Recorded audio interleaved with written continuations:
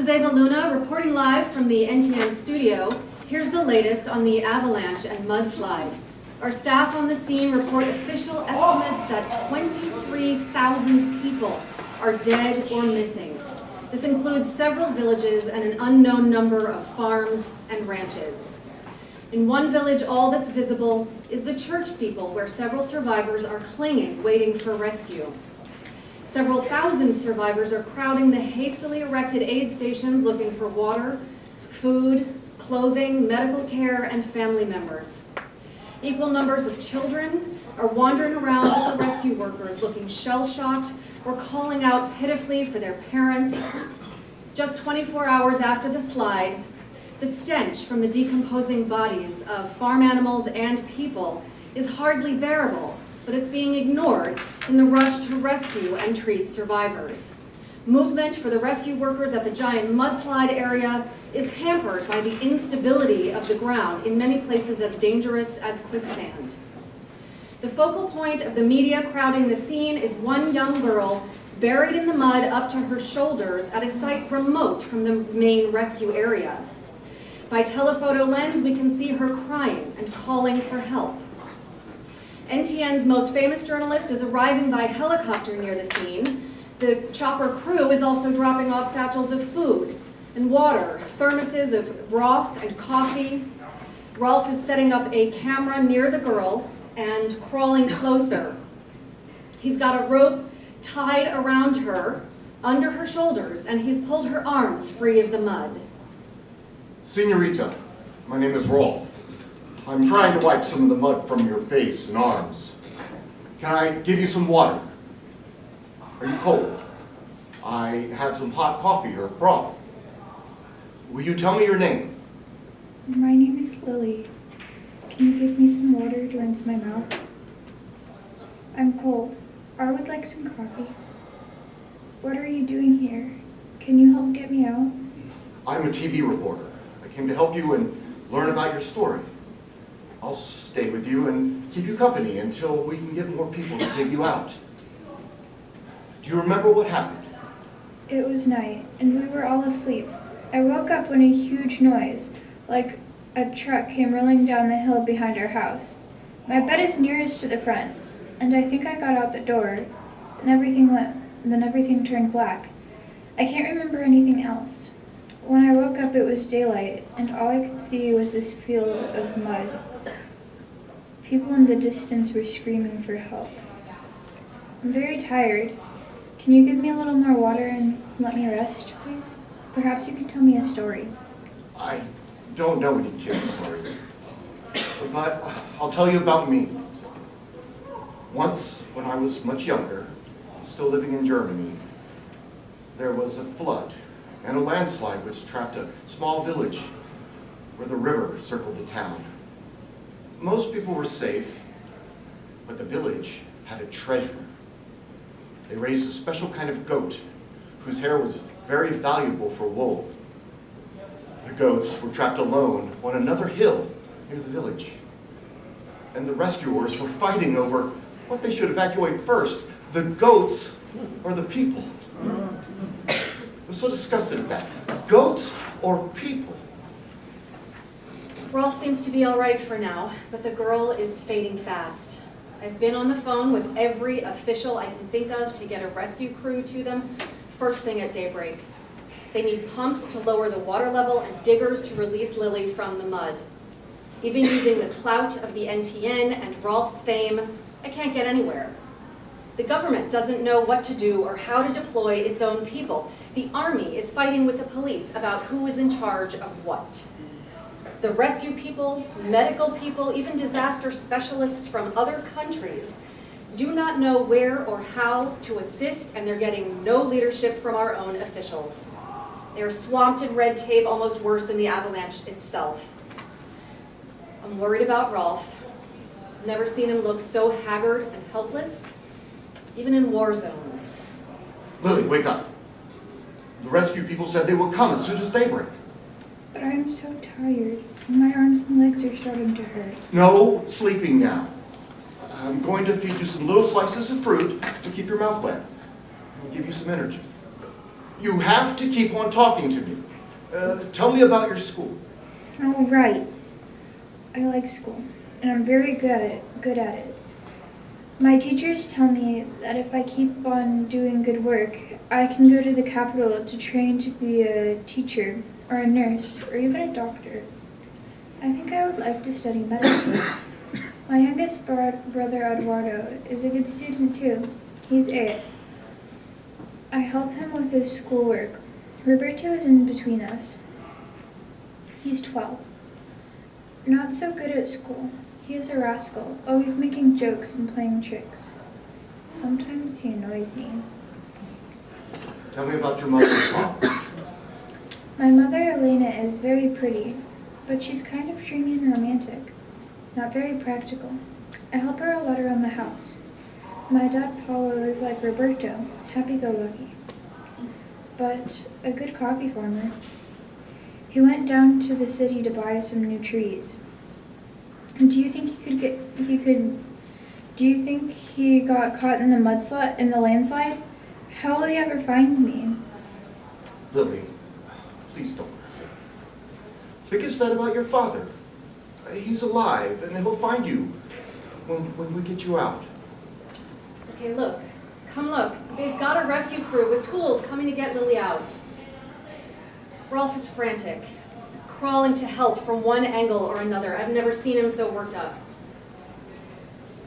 No. They're going away. They're giving up.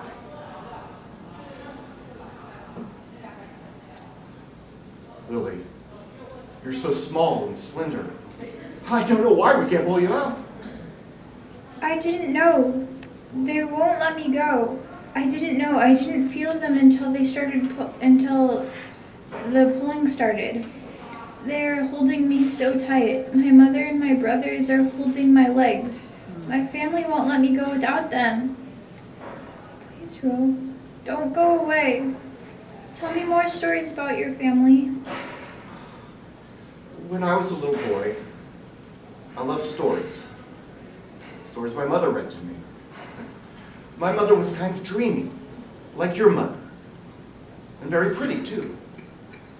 My father was a lawyer, and he sometimes told funny stories at the supper table about strange and amusing things that happened in court, or about the mayor, or the police, and the important people in town. Even my older brother liked stories. Sometimes he would play with me and make up stories and act them out, like knights and dragons, rescuing princesses from the bad fairies, or cowboys and wild West Indians in America. Oh, Rolf, I am so cold, and my arms and legs are really hurt. But I like your stories. You know, when you're talking to me, I don't feel so afraid. I feel like I can close my eyes and see you in a dream. Do you mind if I close my eyes? No, Lily. I'll keep talking, and you can dream. I don't know what's happening with Rolf and Lily. No one has come back to help. Lily looks calm, eyes closed, like she's dreaming. Rolf looks haunted, horrified, but he doesn't stop talking. After a while, things became different in my family, in my town. My father became serious, quiet. My brother came home right after school and didn't leave the house. My mother stopped looking dreamy. She looked worried. Walking from home, I saw all these older boys in brown uniforms marching around. One day, an older man in a brown uniform came to school and invited the boys to join this special group, learn about our leaders, march in brown uniforms too. Somehow that scared me. So I asked my father if I should do it. He said no. Then he stopped going to work, only to court when he had a hearing. He came home angry about the court and what was happening in the town. Then my brother stayed home from school. My mother looked really frightened, and she and my father whispered in the room at night.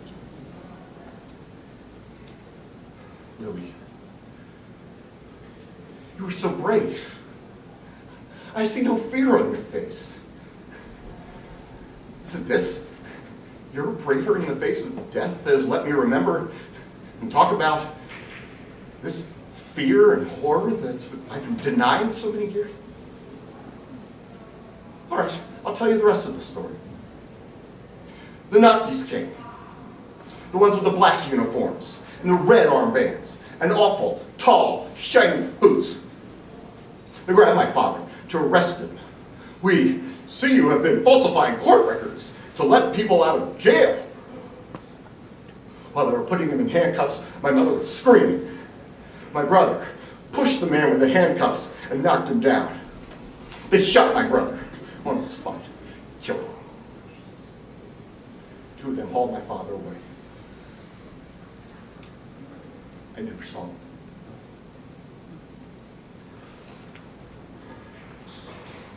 Oh, Lily. Goodbye. You are now free from pain and fear. I will go on. You can take my entire story with you and dream as you sleep. Maybe you could take it away from me as well. Everything that happened next was like an avalanche, tumbling me down a horrible and painful slope of frightful agony and despair. More stormtroopers came to me, and my mother, that night, was put on a train, separated from me, and in different cars. They treated us terribly, meanly, trying to make us cry or fight back. Choose. They hardly ever fed us or let us sleep. Somehow I survived. My life passed on, bad dream. Never really awake or asleep. Until the Americans came. I was taken away for medical care.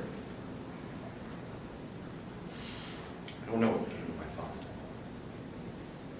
I searched for him for years before I left here.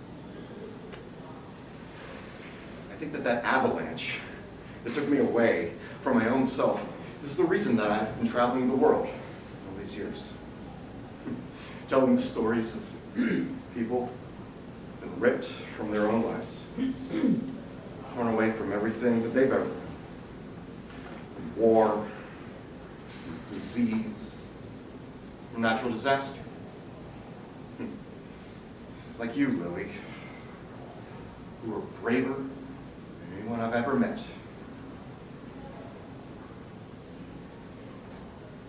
I think I can sleep now.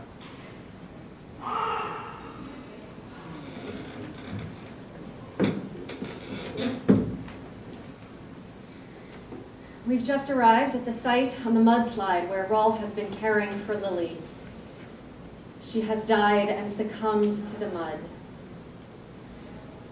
Our assistants have dragged Rolf onto the chopper. He is barely conscious and cannot speak. He appears to be overcome with exhaustion, as though he has been tangling with demons. He looks sad about losing Lily, but also triumphant, as though he has won this battle. This is Eva Luna signing off for NTN.